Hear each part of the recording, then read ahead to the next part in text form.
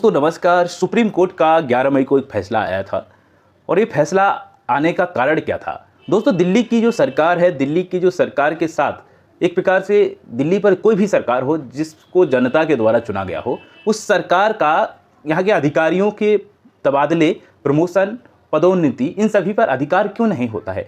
तो supreme court ने ये बोला कि दिल्ली में जिसकी भी सरकार जनता के द्वारा चुनी हुई सरकार होगी, उसका अंतिम निर्णय होगा किसी भी अधिकारी के प्रमोशन पे, पदोन्नति पर, तबादले पर या कहीं पर भी कुछ भी करना है अधिकारियों के साथ, उसके लिए। इससे पहले जो बात करें तो यहाँ पर उपराज्यपाल के पास ये सभी अधिकार होते थे, एलजी के पास सभी अधिकार होते थे और होता आया है। कहीं ना कहीं ये दिल्ली की सरकार के साथ एक अन्याय सा होता रहा है। सुप्रीम कोर्ट ने इसके लिए फैसला दिया था क्योंकि सरकार यदि अभी बात करें तो आम आदमी पार्टी की है, लेकिन इस पर इनडायरेक्टली तरीके से केंद्र सरकार का राजपाट चल रहा है। क्योंकि यहाँ के जो बात करें विकास की, डेवलपमेंट की या कोई भी ऐसी चीज़ें जो योजना बनाने की, कुछ भी चीज़ करने की, तो अधिकारियों की रूपरेखा ही वहाँ के शासन प्रशासन की या वहाँ के विकास की आगे बढ़ाने के लिए उनकी रूपरेखा ही आगे आती है। जब अधिकारियों की बात करें तो वो भ्रष्ट अधिकारी होंगे या ईमानदार अधिकारी होंगे, यदि वो कुछ करना चाहते हैं तो इस पर यदि केंद्र सरकार जो चाहे वही करवा सकती है। क्योंकि एलजी की बात करें, लेफ्टिनेंट गवर्नर की बात करें, तो केंद्र सरकार ही लेफ्टिनेंट गवर्नर को दिल्ली में राज करने के लिए वहाँ पर बैठाती है और वहाँ पर अंतिम फैसला उसी का होता है, एलजी का। इससे खुश नहीं थे हमारे सुप्रीम कोर्ट के प्रमुख न्यायाधीश, यानी सुप्रीम कोर्ट सीजीआई की बात करें चंद्रचूड़ जी। तो चंद्रचूड़ जी ने फैसला 11 मई को दिया और इस फैसले से खुश नहीं हुई सरकार, केंद्र सरकार।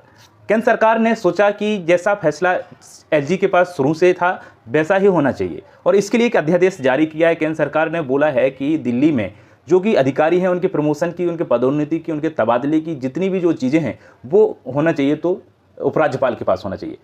तो इनडायरेक्टली तरीके से दिल्ली पर जो सरकार का हक होगा वो केंद्र सरकार का हक होगा और केंद्र सरकार यही चाहती है।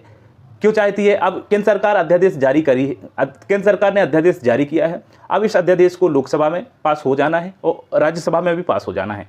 क्यों हो जाना है? क्योंकि इससे पहले की बात करें, जब 3 ऐसे काले कानून जो किसानों के लिए लाए गए थे, उनको इतना विरोध करने के बाद भी वो कानून पास हो गए थे लोकसभा में भी, राज्यसभा में। क्योंकि अभी केंद्र सरकार की बात करें तो पूर्ण बहुमत के साथ केंद्र सरकार बैठी हुई है और इसमें बात करें तो कोई भी अध्यादेश जब आता है, जब केंद्र सरकार चाहती है, वो हो जाता है।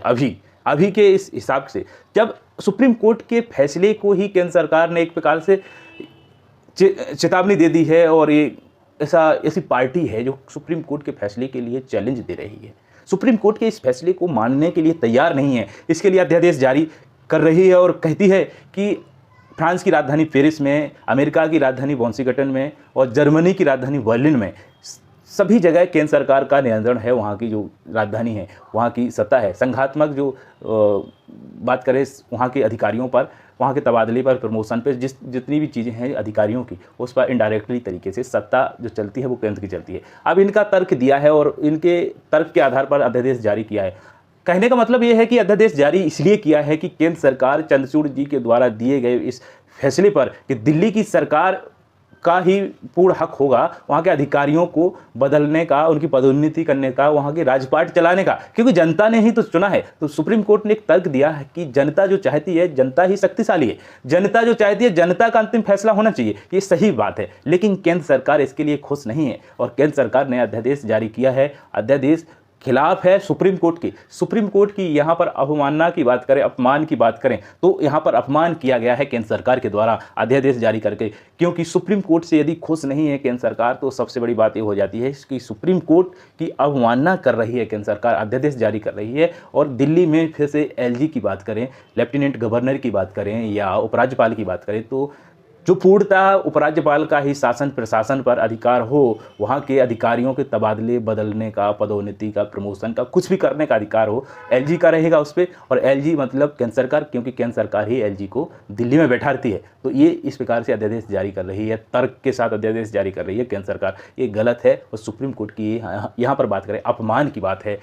तो ये केंद्र सरकार की बात करें तो ये अध्यादेश जारी हो जाएगा या नहीं होगा, इसके बारे में आगे देखते हैं क्या होता है। लेकिन केंद्र सरकार सुप्रीम कोर्ट के फैसले से खुश नहीं है और सुप्रीम कोर्ट का फैसला कोई गलत नहीं है, सही फैसला है कि उसी की सरकार होनी चाहिए जो जनता ने चुना है दिल्ली में, उसी सरकार का फैसला, अंतिम फैसला होना चाहिए अधिकारियों के, वहाँ के जितने भी काम करवाएं तो अधिकारियों से वही तो करवाएगा जो वहाँ का सीएम होगा, ये सही बात है। तो इससे खुश नहीं है केंद्र सरकार, और देखते हैं क्या होता है। दोस्तों अगले वीडियो में नए टॉपिक के साथ मिलेंगे, तब तक के लिए नमस्कार।